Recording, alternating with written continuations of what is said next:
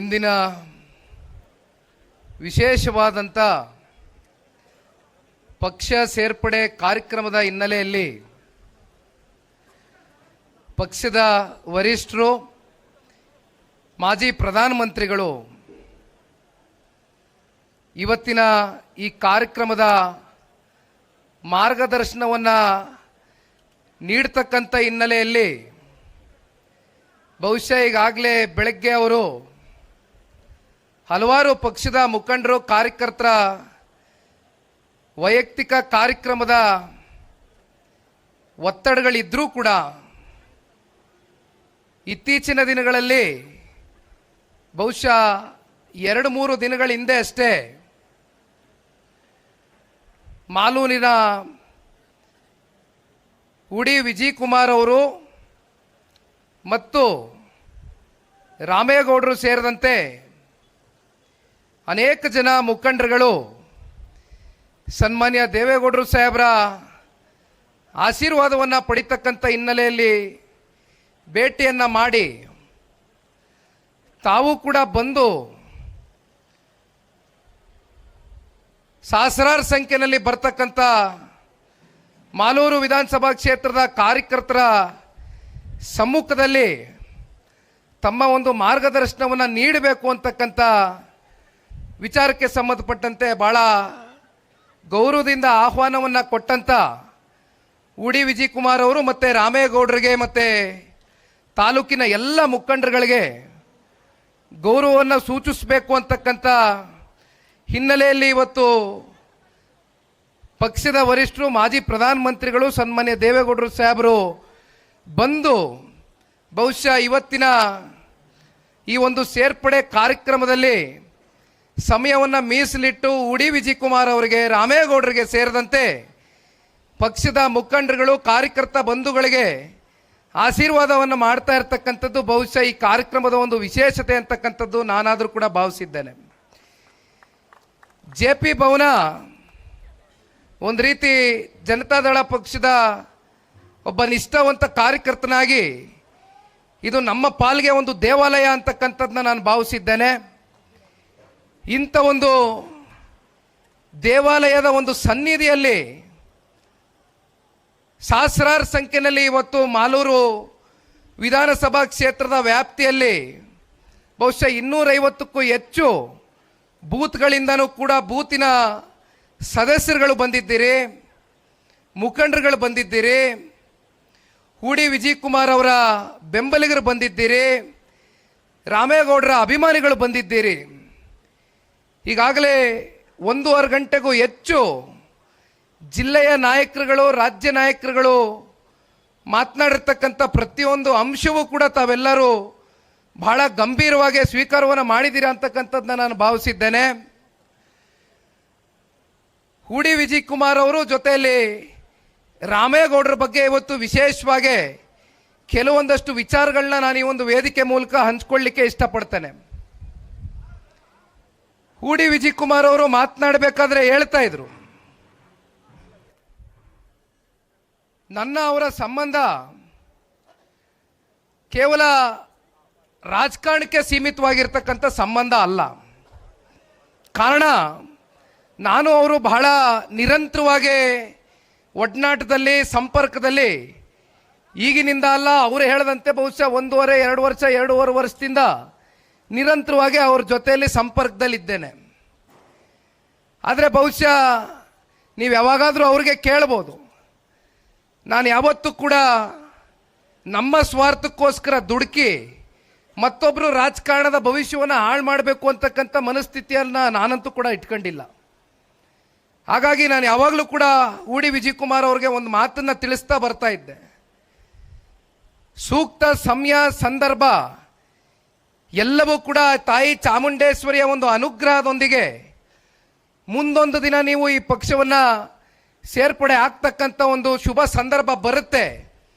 ಅಲ್ಲಿಯವರೆಗೂ ಕೂಡ ನಿಮ್ಮ ಸಂಬಂಧ ಇದೇ ರೀತಿ ಗಟ್ಟಿಯಾಗಿ ಮುಂದುವರಿಲಿ ಅಂತಕ್ಕಂಥದ್ದನ್ನ ನಾನು ಹೇಳ್ತಾನೆ ಬಂದೆ.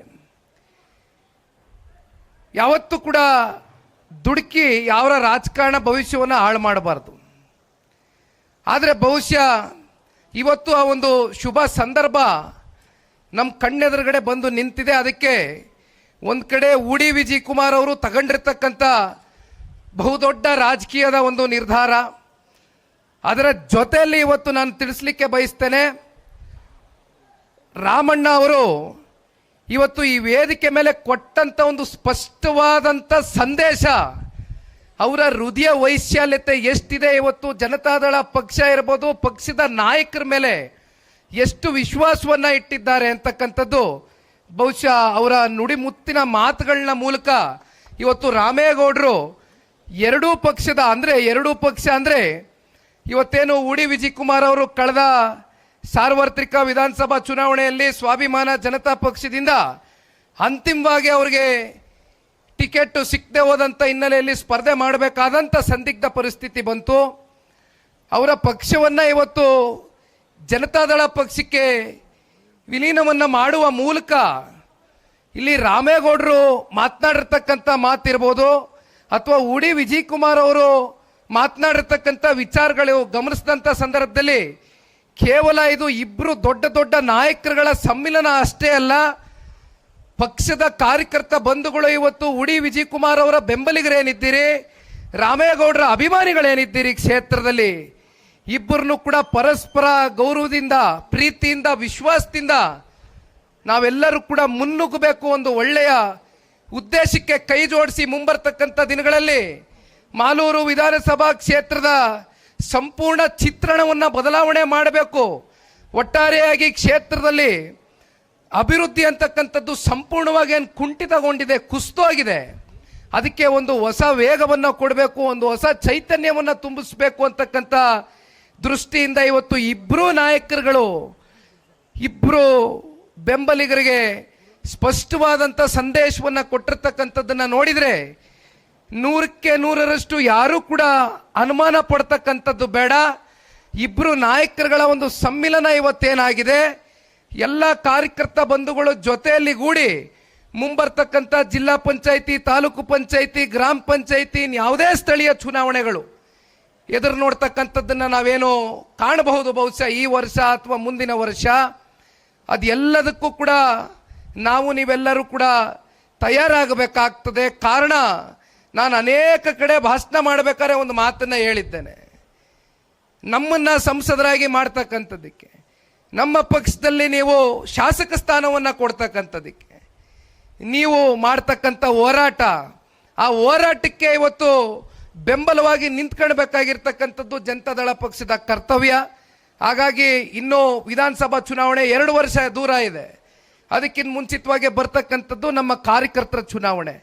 ನಮ್ಮ ಕಾರ್ಯಕರ್ತರಿಗೆ ಅಧಿಕಾರವನ್ನು ಕೊಡಿಸಬೇಕು. ಕಾರ್ಯಕರ್ತರ ಕೈಲಿ ಅಧಿಕಾರದ ಚುಕ್ಕಾಣಿಯನ್ನು ಹಿಡಿದು ಮಾಲೂರು ಕ್ಷೇತ್ರದ ಸರ್ವತೋಮುಖ ಅಭಿವೃದ್ಧಿಗೆ ನೀವೆಲ್ಲರೂ ಕೂಡ ಮುಖ್ಯವಾದಂಥ ಪಾತ್ರಧಾರಿಗಳಾಗಬೇಕು ಅಂತಕ್ಕಂಥ ಭಾವನೆಯಿಂದ ನಾವು ನೀವೆಲ್ಲರೂ ಕೂಡ ಹೆಜ್ಜೆ ಹಾಕೋಣ ಅಂತಕ್ಕಂಥದ್ದನ್ನ ಈ ಸಂದರ್ಭದಲ್ಲಿ ಬಹಳ ಗಟ್ಟಿಯಾಗಿ ಹೇಳ್ತಾ, ಮತ್ತು ವೇದಿಕೆ ಮೇಲೆ ಈಗ ತಾನೇ ಜಿಲ್ಲಾಧ್ಯಕ್ಷರಾಗಿರ್ತಕ್ಕಂಥ ಮಾನ್ಯ ವೆಂಕಟ ಶಿವಾರೆಡ್ಡಿ ಸಾಹೇಬರು ಮಾತನಾಡಿದ್ದಾರೆ. ಹಿರಿಯಕರು, ಶ್ರೀನಿವಾಸಪುರ ವಿಧಾನಸಭಾ ಕ್ಷೇತ್ರದ ಶಾಸಕರು, ಜೊತೆಯಲ್ಲಿ ಕೋಲಾರಿನ ಸಂಸದರು, ಬಹುಶಃ ಅತ್ಯಂತ ಪ್ರಾಮಾಣಿಕರಲ್ಲಿ ಒಬ್ಬರಾಗಿರ್ತಕ್ಕಂಥವ್ರು. ಬಹುಶಃ ಅವರ ಕಾಲದಿಂದ, ತಂದೆಯವ್ರ ಕಾಲದಿಂದನೂ ಕೂಡ ನಿರಂತರವಾಗಿ ಅವರ ತಾಯಿಯವರು ಇರ್ಬೋದು, ಮಲ್ಲೇಶ್ ಬಾಬಣ್ಣ ಅವರು ಇರ್ಬೋದು, ಪಕ್ಷದ ಜೊತೆಯಲ್ಲಿ ಎಂಥ ಸಂಕಷ್ಟದ ಕಾಲದಲ್ಲೂ ಕೂಡ ಪಕ್ಷದ ನಾಯಕರ ಜೊತೆಯಲ್ಲಿ ನಿಂತು ಪಕ್ಷವನ್ನು ಕಟ್ಟಿರ್ತಕ್ಕಂಥವ್ರನ್ನ ಗುರುತಿಸಿ ಸನ್ಮಾನ್ಯ ದೇವೇಗೌಡರು ಸಾಹೇಬರು, ಸನ್ಮಾನ್ಯ ಕುಮಾರಣ್ಣ ಅವರ ಒಂದು ಆಶೀರ್ವಾದದಿಂದ ಟಿಕೆಟನ್ನು ಕೊಟ್ಟ ನಂತರ ಅವರನ್ನ ಸಂಸದರಾಗಿ ಆಯ್ಕೆ ಮಾಡ್ತಕ್ಕಂಥದ್ದಕ್ಕೆ ಉಡಿ ವಿಜಯ್ ಕುಮಾರ್ ಅವರ ಪಾತ್ರವೂ ಕೂಡ ಬಹಳ ದೊಡ್ಡದಿದೆ. ಯಾಕೆಂದರೆ ಬಹಳ ಜನ ಮಾತನಾಡಬೇಕಾದ್ರೆ ಹೇಳ್ತಾ ಇದ್ರು, ಉಡಿ ವಿಜಯ್ ಕುಮಾರ್ ಅವರು ಕೂಡ ಈ ಮಾತನ್ನ ವೇದಿಕೆ ಮೂಲಕ ಹಂಚ್ಕೊಂಡಿದ್ದಾರೆ.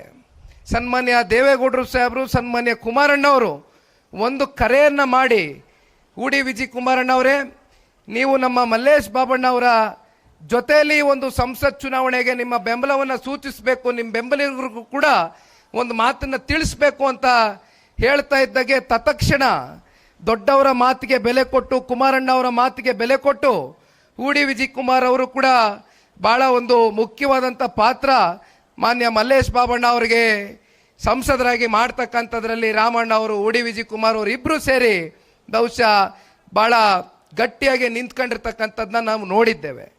ಆದರೂ ಕೂಡ ನನಗೆ ಸಮಾಧಾನ ಇಲ್ಲ. ನಿಮಗೆ ಗೊತ್ತಿದೆ, ಲೀಡಿನ ಅಂತರ ಬಹುಶಃ ಯಾವ ಮಟ್ಟಕ್ಕೆ ಬರಬೇಕಾಗಿತ್ತು ಆ ಮಟ್ಟಕ್ಕೆ ಬರಲಿಲ್ಲ. ಏಕೆಂದರೆ ಇವತ್ತು ಕೆಲವೊಂದಷ್ಟು ಜನ ಬೀದಿನಲ್ಲಿ ನಿಂತು ಚರ್ಚೆ ಮಾಡ್ತಾ ಇದ್ದಾರೆ. ಬೀದಿನಲ್ಲಿ ಬಹಳಷ್ಟು ಚರ್ಚೆಗಳು ನಡೀತಾ ಇದೆ ಸಾರ್ವಜನಿಕವಾಗಿ. ಆದರೆ ಇದು ಯಾವುದಕ್ಕೂ ಕೂಡ ನಾವು ಪ್ರತಿ ಉತ್ತರವನ್ನು ಕೊಡ್ತಕ್ಕಂಥದ್ದಕ್ಕೆ ನಮ್ಮ ಪಕ್ಷದ ಮುಖಂಡರುಗಳು ನಮ್ಮ ಸಮಯವನ್ನು ವ್ಯರ್ಥ ಮಾಡ್ಕೊಳ್ಳೋದಕ್ಕೆ ನಾವು ಸಿದ್ಧರಿಲ್ಲ.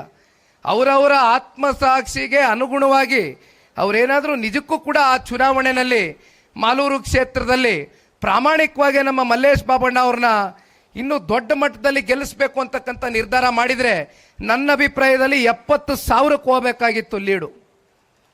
ಆದರೆ ಲೀಡ್ ಯಾತಕ್ಕೆ ಕುಸಿತ ಆಯಿತು ಅಂತಕ್ಕಂಥದ್ದು ಅದು ಕೆಲವೊಂದಷ್ಟು ವ್ಯಕ್ತಿಗಳಿಗೆ ಅವ್ರಿಗೆ ಪ್ರಶ್ನೆಯಾಗಿ ಬಿಟ್ಬಿಡ್ತೀನಿ. ನಾನೇನು ಚರ್ಚೆ ಮಾಡಲಿಕ್ಕೆ ಹೋಗೋದಿಲ್ಲ. ಇಲ್ಲಿ ನಮ್ಮ ಪ್ರಭಾಕರಣ್ಣ ಅವರು ಮೂಲತಃ JDSನವರು.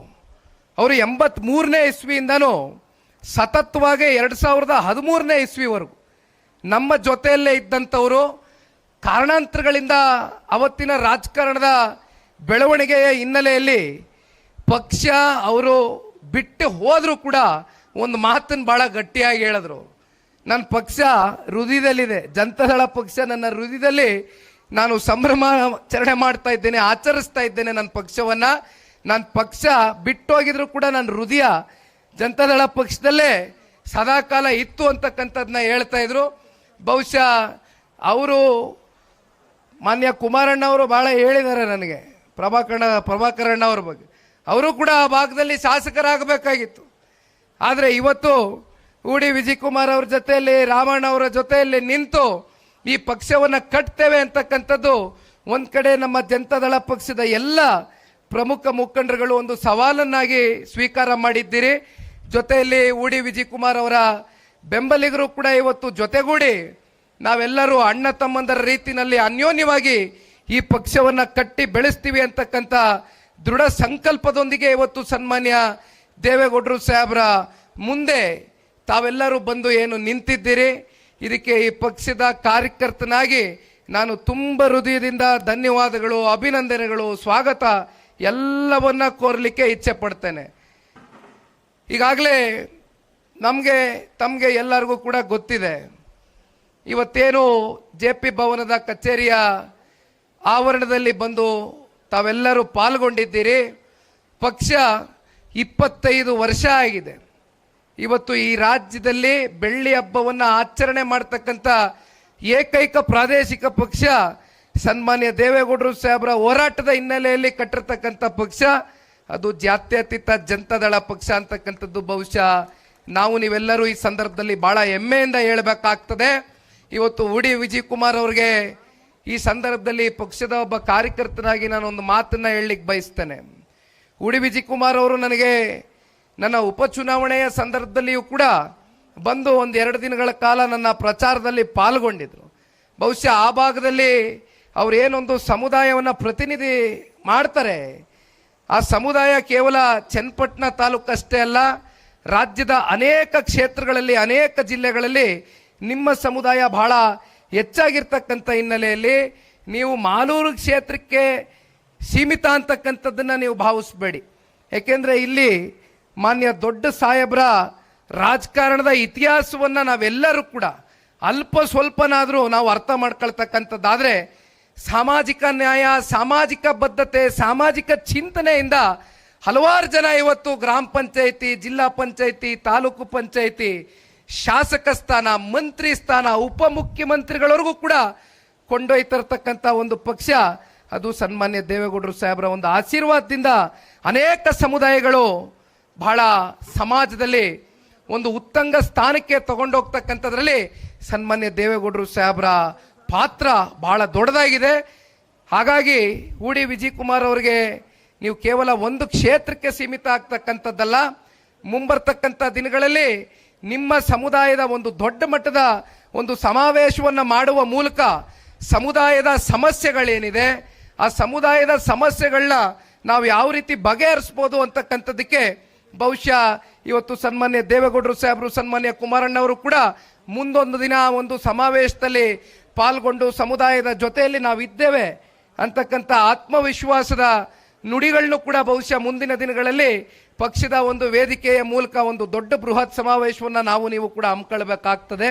ಹಾಗಾಗಿ ನೀವೆಲ್ಲರೂ ಕೂಡ ಇವತ್ತೇನು ಮನಸ್ಸಲ್ಲಿ ಒಂದು ಆಸೆ ಇಟ್ಕೊಂಡು ಬಂದಿದ್ದೀರಿ, ಒಂದು ಮಾತು ಈ ಸಂದರ್ಭದಲ್ಲಿ ನಿಮ್ಗೆಲ್ರಿಗೂ ತಿಳಿಸ್ಲಿಕ್ಕೆ ಬಯಸ್ತೇನೆ. ನಂಬಿಕೆ ಅಂತಕ್ಕಂಥದ್ದು ರಾಜಕಾರಣದಲ್ಲಿ ಬಹಳ ಮುಖ್ಯ. ಯಾರಾದರೂ ನಮ್ಮನ್ನ ಬಂದು ಆ ನಂಬಿಕೆ, ವಿಶ್ವಾಸ, ಅಭಿಮಾನ ಅಂತಕ್ಕಂಥ ಹಿನ್ನೆಲೆಯಲ್ಲಿ ಬಂದು ನಮ್ಮ ಜೊತೆಯಲ್ಲಿ ನಿಂತಂತ ಯಾರೇ ಇರ್ಬೋದು, ಅದು ಅವರನ್ನ ಕಾಪಾಡ್ಕೊಳ್ತಕ್ಕಂಥದ್ದು. ಎಂಥ ಸಂಕಷ್ಟದ ದಿನಗಳು ಎದುರಾದರೂ, ಎಂಥ ಸವಾಲಿನ ದಿನಗಳು ಎದುರಾದರೂ ಕೂಡ ರಾಜಕೀಯವಾಗಿ ಉಡಿ ವಿಜಯ್ ಕುಮಾರ್ ಅವ್ರನ್ನ ನೀವೇನೊಂದು ಉತ್ತಂಗ ಸ್ಥಾನದಲ್ಲಿ ಹೋಗಿ ನೋಡಬೇಕು, ತಲುಪಿಸ್ಬೇಕು ಅಂತಕ್ಕಂಥ ನಿಮ್ಮ ಕಲ್ಪನೆ ಇದೆ. ಆ ಕಲ್ಪನೆಗೆ ಪೂರಕವಾಗಿ ರಾಮೇಗೌಡರು ಬಹಳ ಅತ್ಯಂತ ಸ್ಪಷ್ಟವಾದಂಥ ಸಂದೇಶವನ್ನು ಕೊಟ್ಟಿದ್ದಾರೆ. ಅವರ ಒಂದು ಹೃದಯ ವೈಶಾಲ್ಯತೆ ನಿಜಕ್ಕೂ ಕೂಡ ಮೆಚ್ಚಲೇಬೇಕಾಗ್ತದೆ. ಪಕ್ಷದ ವರಿಷ್ಠರು ಸನ್ಮಾನ್ಯ ದೇವೇಗೌಡರು ಸಾಹೇಬರ ಸಮ್ಮುಖದಲ್ಲಿ ಮಾನ್ಯ ಕುಮಾರಣ್ಣ ಅವರ ಅಧ್ಯಕ್ಷತೆಯಲ್ಲಿ ನಡೀತಾ ಇರತಕ್ಕಂಥ ಈ ಒಂದು ಕಾರ್ಯಕ್ರಮದಲ್ಲಿ ಈ ಪಕ್ಷದ ಕಾರ್ಯಕರ್ತನಾಗಿ ಹೇಳ್ತೇನೆ, ಉಡಿ ವಿಜಯ್ ಕುಮಾರ್ ಅವರನ್ನ ರಾಜಕೀಯವಾಗಿ ಸನ್ಮಾನ್ಯ ದೇವೇಗೌಡರು ಸಾಹೇಬರು, ಬಹುಶಃ ಅವರ ಧರ್ಮ ಪತ್ನಿಗಳು ಕೂಡ ಇವತ್ತು ಬೆಂಗಳೂರು ನಗರದ ಕಾರ್ಪೊರೇಟರ್ ಆಗಿ ಕೆಲಸವನ್ನ ನಿರ್ವಹಣೆ ಮಾಡಿದ್ದಾರೆ ಅಂತಕ್ಕಂಥದ್ದು. JK ಕೃಷ್ಣಾರೆಡ್ಡಿ ಸಾಹೇಬರು ಕೋರ್ ಕಮಿಟಿಯ ಅಧ್ಯಕ್ಷರು, ಅವರ ಒಂದು ಉಡಿ ವಿಜಯ್ ಕುಮಾರ್ ಅವರ ಕುಟುಂಬದ ಜೊತೆ ಒಂದು ಸಂಬಂಧ ಬಹಳ ಹಿಂದಿನಿಂದ ಸಂಬಂಧ ಅಂತಕ್ಕಂಥದ್ದು ಅವರು ಕೂಡ ಹೇಳ್ತಾ ಇದ್ರು. ಹಾಗಾಗಿ ನಮ್ಮ ರಶ್ಮಿ ರಾಮೇಗೌಡರ ಅಕ್ಕ ಅವರು, ರಾಮೇಗೌಡರ ಧರ್ಮಪತ್ನಿ, ಪಕ್ಷದ ಮಹಿಳಾ ಘಟಕದ ರಾಜ್ಯಾಧ್ಯಕ್ಷರು ಅಕ್ಕ ಅವರು ಕೂಡ ಇಲ್ಲೇ ಇದ್ದಾರೆ. ಅವ್ರ ನೇತೃತ್ವದಲ್ಲೇ ಬಹುಶಃ ಭಾನುವಾರದ ದಿನ ಮಹಿಳಾ ಆಚರಣೆಯನ್ನು ಮಾಡ್ತಾ ಇದ್ದೇವೆ. ಅವರ ನೇತೃತ್ವದಲ್ಲೇ ನಡೀತಾ ಇದೆ. ಹಾಗಾಗಿ ಪಕ್ಷದಲ್ಲಿ ಎಲ್ಲರಿಗೂ ಕೂಡ ಅವಕಾಶ ಇದೆ, ಎಲ್ಲರಿಗೂ ಕೂಡ ಸ್ಥಾನಮಾನ ಇದೆ.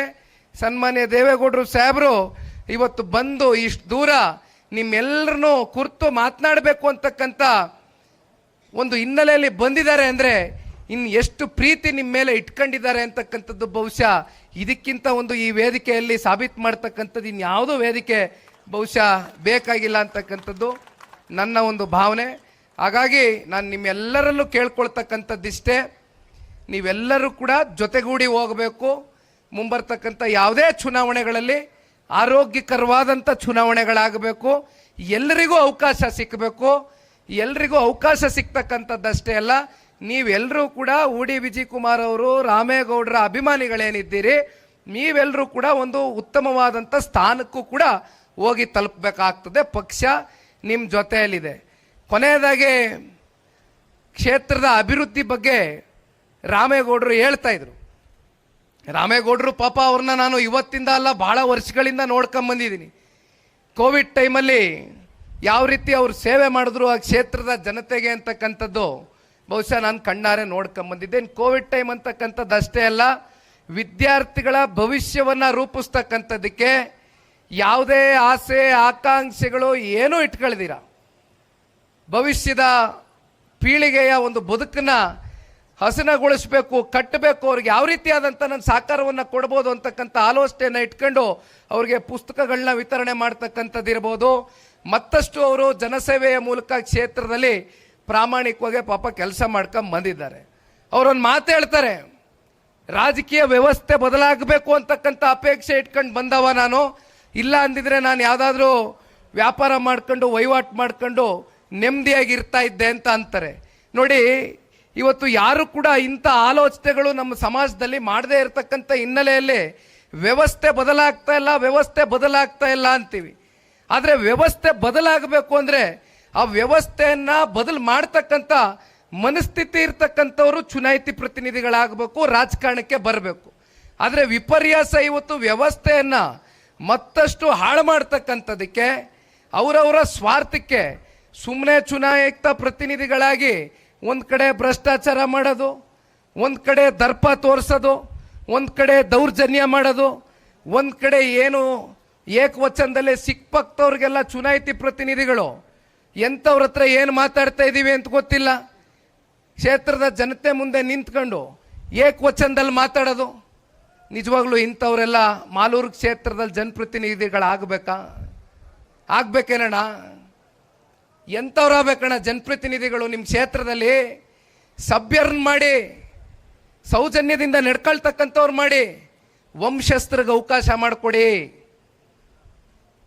ಇದು ನಿಮ್ಮ ಕೈನಲ್ಲಿದೆ, ಕ್ಷೇತ್ರದ ಜನತೆಯ ಕೈನಲ್ಲಿದೆ. ಒಂದು ಬದಲಾವಣೆಯ ಪರ್ವ ಕ್ಷೇತ್ರದಲ್ಲಿ ಇಂದಿನಿಂದ ಪ್ರಾರಂಭ ಆಗಿದೆ ಅಂತಕ್ಕಂಥದ್ದು ಬಹುಶಃ ನೀವೆಲ್ಲರೂ ಕೂಡ ಇವತ್ತು ಬಂದು ಇಬ್ರು ನಾಯಕರುಗಳ ಕೈಯನ್ನು ಏನು ಬಲಪಡಿಸಿದ್ದೀರಿ, ಬಹುಶಃ ಈ ಒಂದು ವೇದಿಕೆ ಮೇಲೆ ನೀವು ಸಾಬೀತು ಮಾಡಿದ್ದೀರಿ. ಏನು ವಿಜಯ್ ಕುಮಾರ್ ಅವರು ಅತ್ಯಂತ ಅಲ್ಪ ಮತದಿಂದ ಪರಾರ್ಜಿತಗೊಂಡರೂ ಕೂಡ ಬಹುಶಃ ಸಂಘಟನೆಯಲ್ಲಿ ಅವ್ರದ್ದಾದಂಥ ಒಂದು ದೂರಾಲೋಚನೆಯನ್ನು ಇಟ್ಕೊಂಡು ನಿಮ್ಮೆಲ್ಲರ ಜೊತೆ ಕೂಡ ನಿರಂತರವಾಗಿ ಬೆರ್ತು ನಿಮ್ಮ ಕಷ್ಟ ಸುಖ, ಮದುವೆ, ಮುಂಜಿ, ಸಾವು, ನೋವು ಎಲ್ಲದರಲ್ಲೂ ಕೂಡ ಪಾಲ್ಗೊಂಡಿದ್ದಾರೆ. ಬಹುಶಃ ಆ ಕಾರಣದಿಂದ ಇವತ್ತು ಉಡಿ ವಿಜಯ್ ಕುಮಾರ್ ಅವರು ಮತ್ತು ರಾಮೇಗೌಡರ ಅಭಿಮಾನಿಗಳು ಎಷ್ಟು ಅಪಾರ ಸಂಖ್ಯೆಯಲ್ಲಿ ಬಂದಿದ್ದೀರಾ ಅಂದರೆ, ಇವತ್ತು ಬಹುಶಃ ಕುರ್ಚಿಗಳು ಇನ್ನೂ ಒಂದು 2-3 ಸಾವಿರ ಕುರ್ಚಿಗಳು ಹಾಕಿದ್ರು ಕೂಡ ಬಹುಶಃ ಇನ್ನಷ್ಟು ಜನಗಳು ಬರ್ತಾ ಇದ್ರು ಏನೋ ಗೊತ್ತಿಲ್ಲ.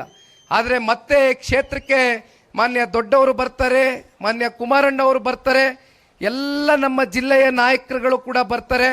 ಬಂದು ಒಟ್ಟಾರೆಯಾಗಿ ನಾ ಕ್ಷೇತ್ರದ ಮುಂದಿನ ಬೆಳವಣಿಗೆಯ ದೃಷ್ಟಿಯಿಂದ ಕಾರ್ಯಕರ್ತರನ್ನ ಉಳಿಸ್ಕೊಳ್ತಕ್ಕಂಥ ಹಿನ್ನೆಲೆಯಲ್ಲಿ ನಾವು ನಿಮ್ಮ ಜೊತೆಯಲ್ಲಿ ನಿರಂತರವಾಗಿ ಸಾಗ್ತೇವೆ.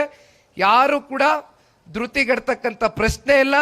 ಇವತ್ತು ಒಂದು ದಿಟ್ಟವಾದಂಥ ತೀರ್ಮಾನವನ್ನು, ಒಂದು ಹೆಜ್ಜೆಯನ್ನು ಉಡಿ ವಿಜಯ್ ಕುಮಾರ್ ಅವರು ತಗೊಂಡಿದ್ದಾರೆ. ಅವರು ತಗೊಂಡಿರ್ತಕ್ಕಂಥ ಈ ಒಂದು ತೀರ್ಮಾನಕ್ಕೆ ಸನ್ಮಾನ್ಯ ದೇವೇಗೌಡರು ಸಾಹೇಬರ ಆಶೀರ್ವಾದ, ಸನ್ಮಾನ್ಯ ಕುಮಾರಣ್ಣ ಅವರ ಆಶೀರ್ವಾದ, ಸದಾಕಾಲ ನಮ್ಮ ಪಕ್ಷದ ಎಲ್ಲ ಜಿಲ್ಲೆಯ ನಾಯಕರ ಒಂದು ಸಹಕಾರ ಮತ್ತು ಕಾರ್ಯಕರ್ತ ಬಂಧುಗಳ ಶ್ರಮ ಮುಂಬರ್ತಕ್ಕಂಥ ದಿನಗಳಲ್ಲಿ ಅವರ ಜೊತೆಯಲ್ಲಿ ಬಹಳ ಗಟ್ಟಿಯಾಗಿದೆ ಅಂತಕ್ಕಂಥದ್ದನ್ನು ಈ ಸಂದರ್ಭದಲ್ಲಿ ಹೇಳ್ತಾ, ಬಹುಶಃ ಸನ್ಮಾನ್ಯ ಕುಮಾರಣ್ಣ ಅವರು ಮಾತನಾಡೋದಕ್ಕಿಂತ ಮುಂಚಿತವಾಗಿ ಸಮಯ 3:10 ಆಯಿತು. ಕೊನೆಯದಾಗೆ ದಯಮಾಡಿ ಮಾಧ್ಯಮದ ಸ್ನೇಹಿತರು ಕೈ ಜೋಡ